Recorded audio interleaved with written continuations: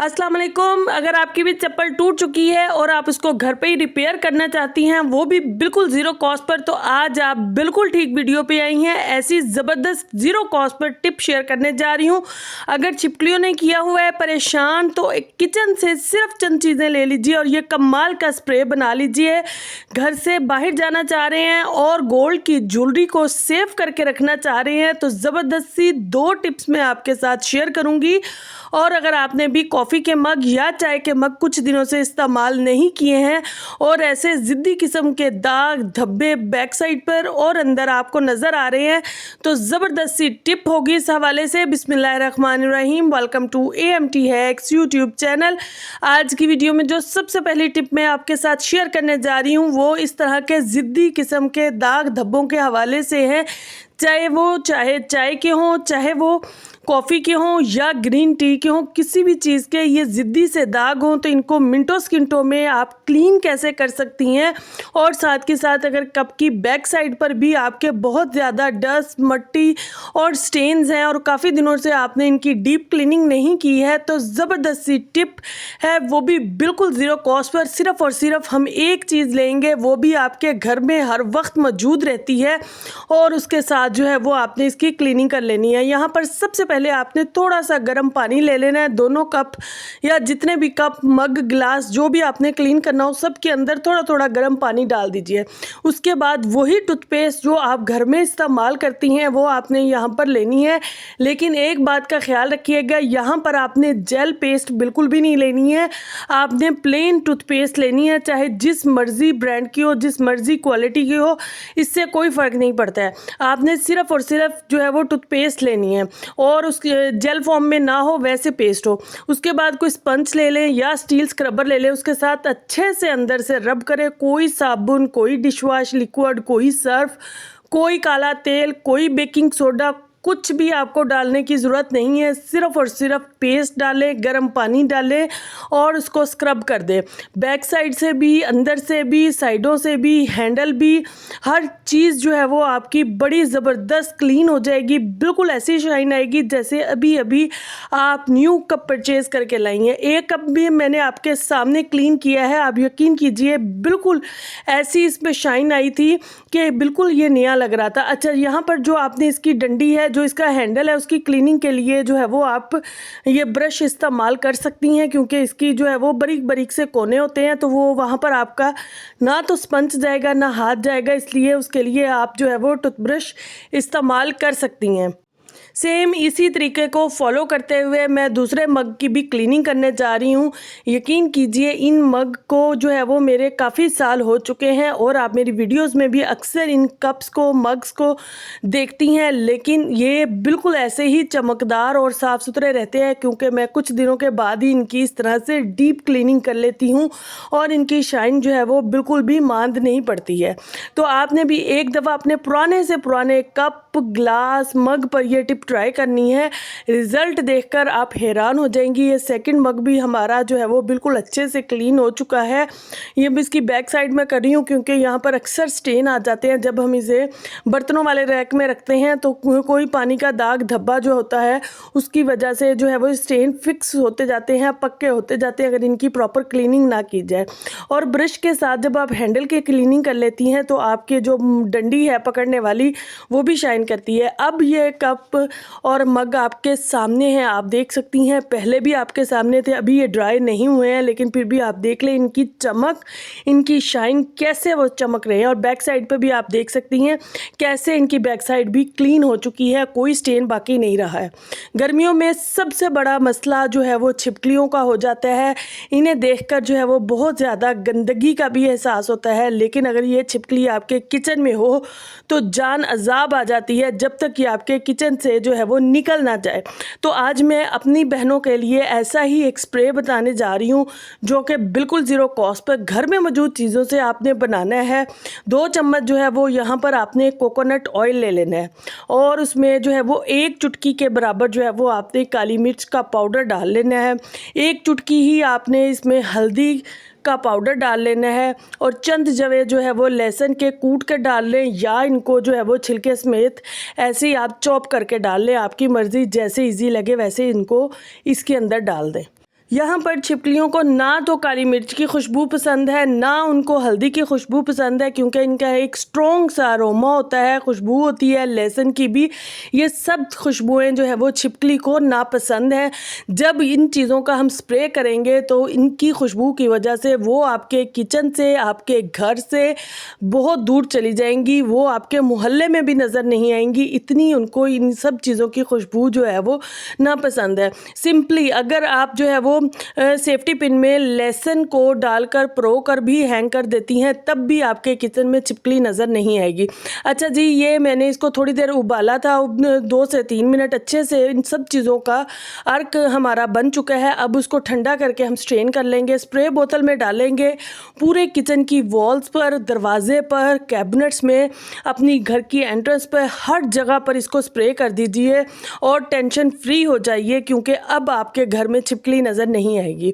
छिपकलियों के इस स्प्रे का बहुत सारी ख़वातीन के मैसेजेस आए थे, बहुत सारे लोगों के मैसेजेस आए थे, इसलिए ये उन सब लोगों के लिए स्पेशली जो है वो मैंने रेमेडी आज शेयर कर दी है। आपने लाजमी इसको ट्राई करना है और फिर मुझे फीडबैक देना है कि आपको ये टिप कैसी लगी।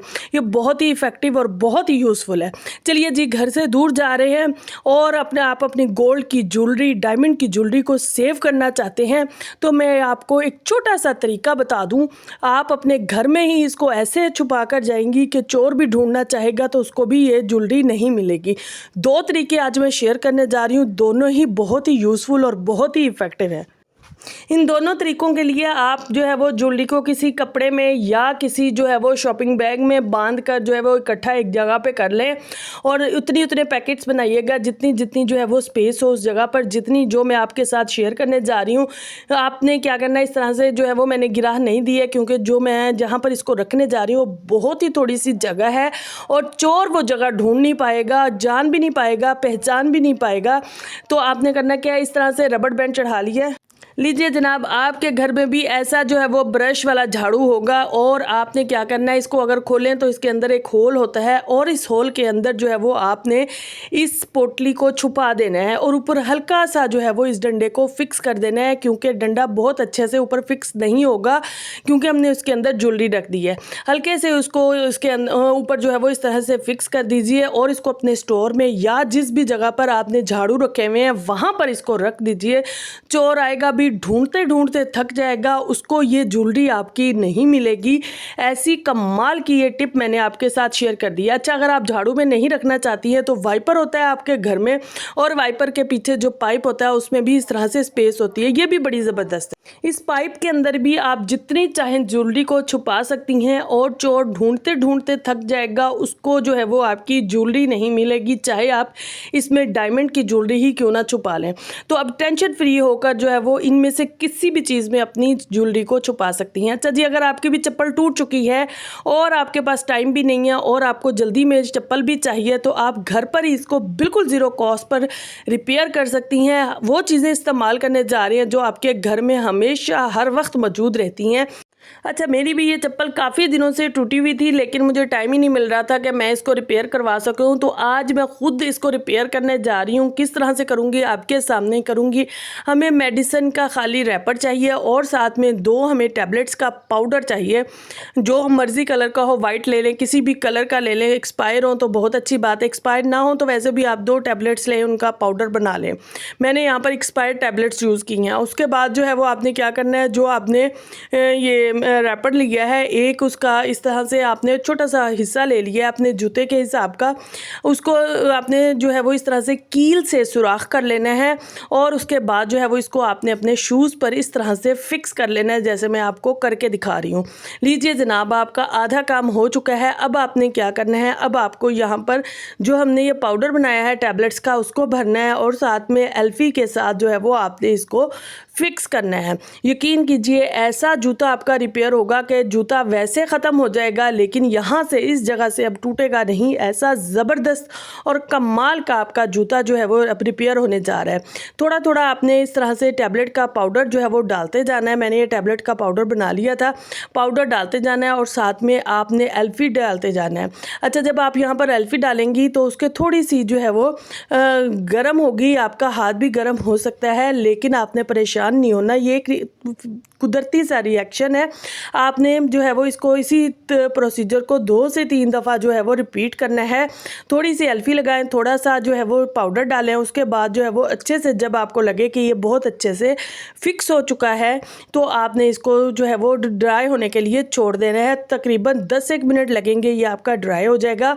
और उसके बाद जो है वो आपने एक्स्ट्रा जो है वो इसका जो रैपर है साइड से काट देना है और आपका जूता जो है वो ज़बरदस्त रिपेयर हो जाएगा। ये लीजिए जनाब, हमारा ये अच्छे से ड्राई हो चुका है। मैंने 10 मिनट के लिए छोड़ा था। अब साइडों से अपने हिसाब से गोल काटना चाहती हैं या इसको स्क्वायर या जिस तरह का भी आप जो भी शेप में काटना चाहती हैं काट लीजिए। और उसके बाद जो है वो आपका जूता अब रेडी है। इसको जैसे मर्ज़ी इस्तेमाल करें, पानी में इस्तेमाल करें, वैसे भागे दौड़े जो मर्ज़ी करें, जूता अब आपका यहाँ से कभी भी नहीं टूटेगा, कहीं और से टूट जाएगा लेकिन इस जगह से नहीं टूटेगा। देखिए मैं आपको खींच कर भी दिखा रही हूँ, कभी नहीं ये ना टूटेगा, ना हिलेगा, ना निकलेगा। तो ये टिप आपने एक दफ़ा लाजमी से ट्राई करनी है, बहुत ही इफ़ेक्टिव है, 100% वर्किंग है। मैंने खुद प्रैक्टिकली इसको ट्राई किया है तो आपको रिकमेंड कर रही हूँ, लाजमी से ट्राई कीजिएगा। अगर आपका भी चप्पल इस तरह से टूट जाता है, इंस्टेंट उसको रिपेयर करना चाहती हैं तो घर में ये चीज़ें भी मौजूद है और आपने इसको रिपेयर कर लेना है। अगर ये टिप ज़रा सी भी यूज़फुल लगी हो तो कमेंट में अपनी राय का इजहार ज़रूर कीजिएगा।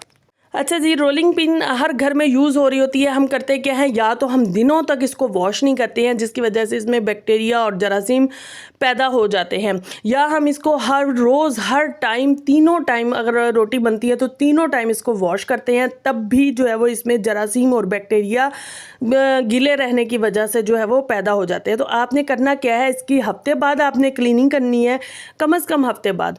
उसमें क्लीनिंग के लिए आपने क्या लेना है, सिर्फ और सिर्फ आपने सॉल्ट लेना है। मैं यहाँ पर पिंक सॉल्ट यूज़ कर रही हूँ, आपके पास वाइट हो तो आपने वाइट ले लेना है, लेकिन कोशिश करनी है सॉल्ट आपका दानेदार हो, नमक आपका दानेदार हो। उसके साथ आपने इसको गीला करके अच्छे से 2 से 3 मिनट रब करना है। जितने भी जरासीम होंगे, जितने भी बैक्टीरियाज होंगे, जितनी भी गंदगी होगी, जितना भी ड्राई आटा होगा, सब का सब जो है वो निकल जाएगा। और पूरा हफ्ता जो है वो इस तरह से क्लीनिंग करने के बाद आपकी रोलिंग पिन जो है वो बिल्कुल रेडी रहेगी कि आप इसको इस्तेमाल कर ले बेधड़क होकर, बिला झिझक। कोई आपको फिर टेंशन की ज़रूरत नहीं है। ये देखिए जनाब, मैंने आपके सामने इसको अच्छे से जो है वो रब किया है 2 से 3 मिनट और अब इसको वॉश किया है। वॉश करने के बाद इसकी शाइन चेक कर सकती हैं आप, कैसी ज़बरदस्त इसमें शाइन आई है।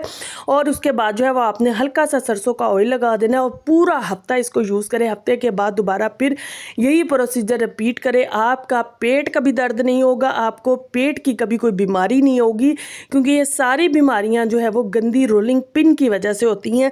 जब आपकी रोलिंग पिन अच्छी होगी, साफ़ सुथरी होगी, नीट एंड क्लीन होगी, तो आपका पेट भी सेहतमंद रहेगा।